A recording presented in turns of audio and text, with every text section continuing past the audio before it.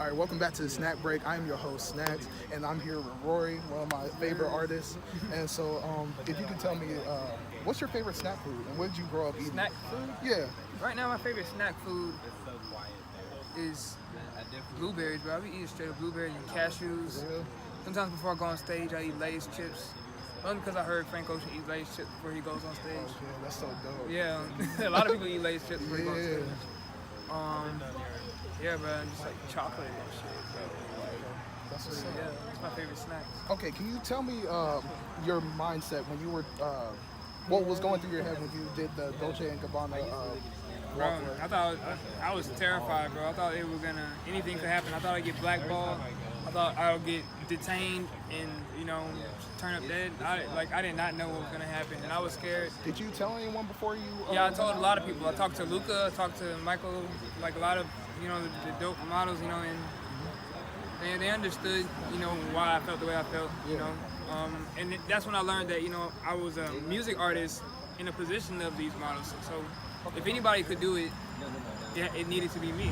Yeah. Shit, I don't make my living off of modeling, so like I could take the stand and just make the statement to let people know that you want to use the millennials to wash your hands clean. Like millennials gonna buck. Millennials gonna stand up. You know what I'm saying?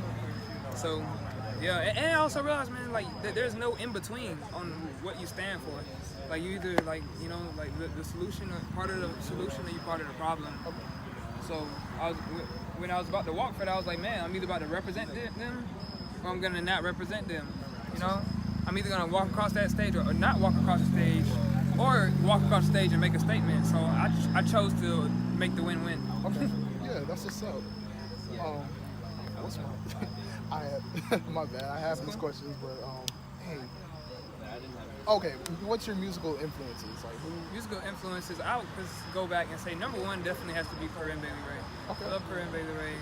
I love Sade and Esperanza Spalding, women that play instruments. I really love them. Leon de Hevas and Andre, of course. There's Cuddy. There's Ye, of course. There's so many. Lauryn Hill, Prince, Michael Jackson. Bon Iver, Fleet Foxes, Bob Dylan, a lot of people, a lot of inspiration. So, where did you first get your idea for doing the Woods tour? Like, was it before the album or? No, I always wanted to play shows in the woods with my friends. I've just been being held back for this long, and now I finally have the know-how, and the knowledge and the support to start doing it this way and growing it out from this way. So like, it's always been the woods. I've always been, ever since Indigo Child, I've always been like having meetups in the woods, like the Indigo meetups, where the kids would get together and we talk about how we feel about the world. So it's always been that way. Yeah. It just finally finished taking shape and whatnot, around this year, and the smoke finally settling. Around like what is Raury, like what is he here for? What is the campaign? What is the movement? Like this. Well, it's been one of the most interactive experiences, like in concerts I've ever been to, like from festivals. Yeah, because I've never been this close to like an artist before, so this is like honestly amazing. So I'm just trying to see where that came from. Another question I had for you was, you're not most known, but you're known for in your 2014 XXL freshman cover, you had the Industry Plant shirt. Mm-hmm. So, but recently you just left Columbia Records. I was just wondering, why?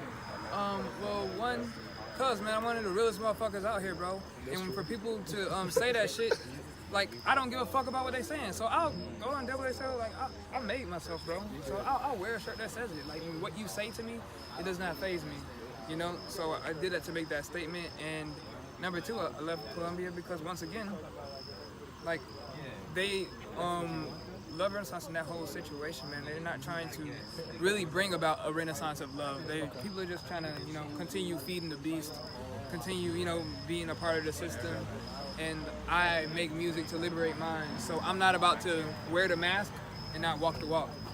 And with a label, that if you walk in the walk, they stop helping you.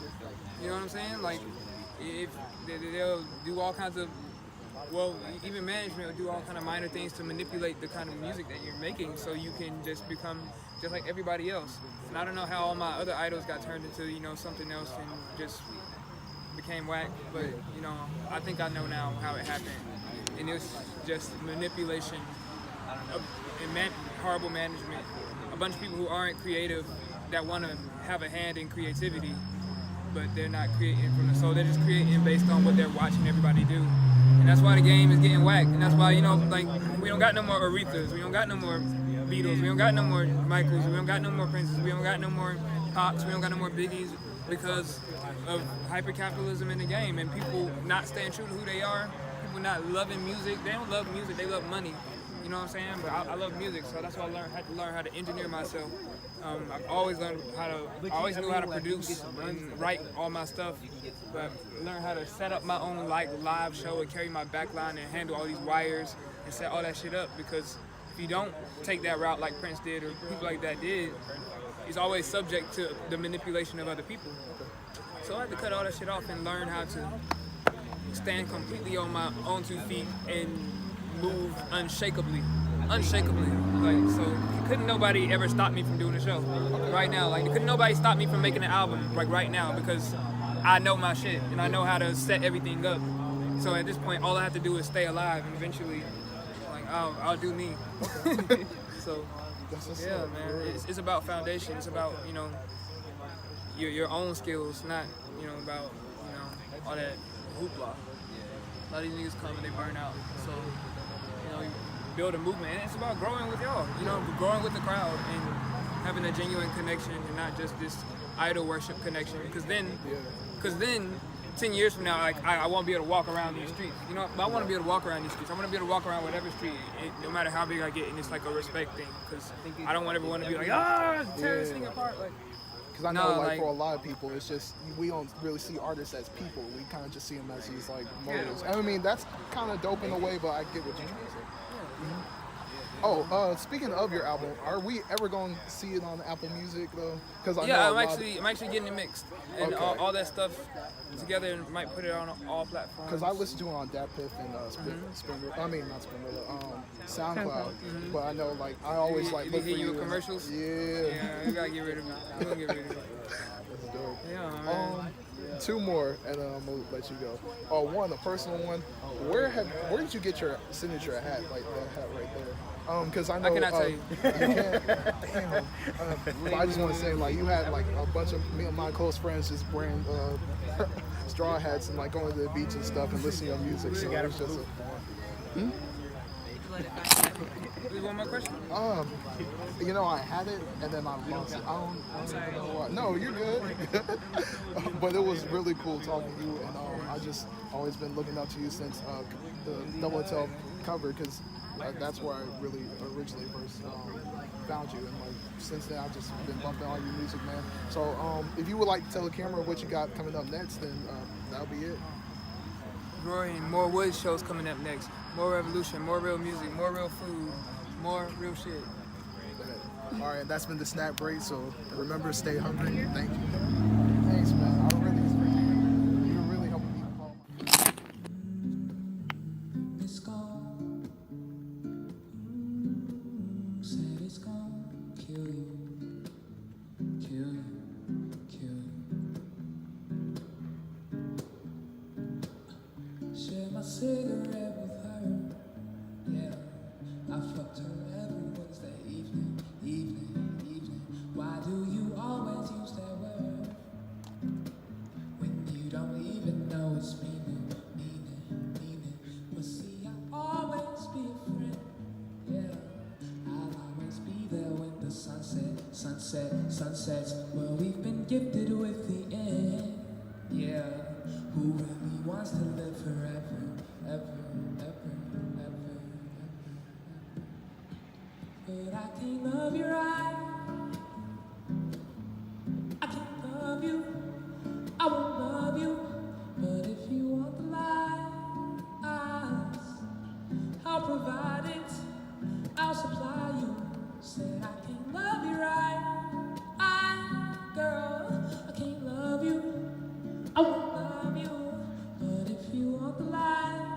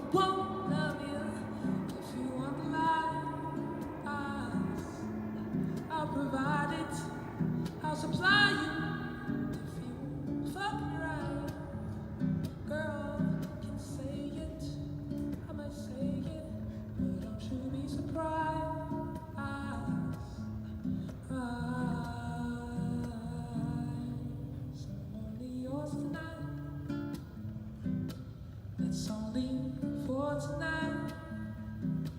I'm gonna be yours tonight.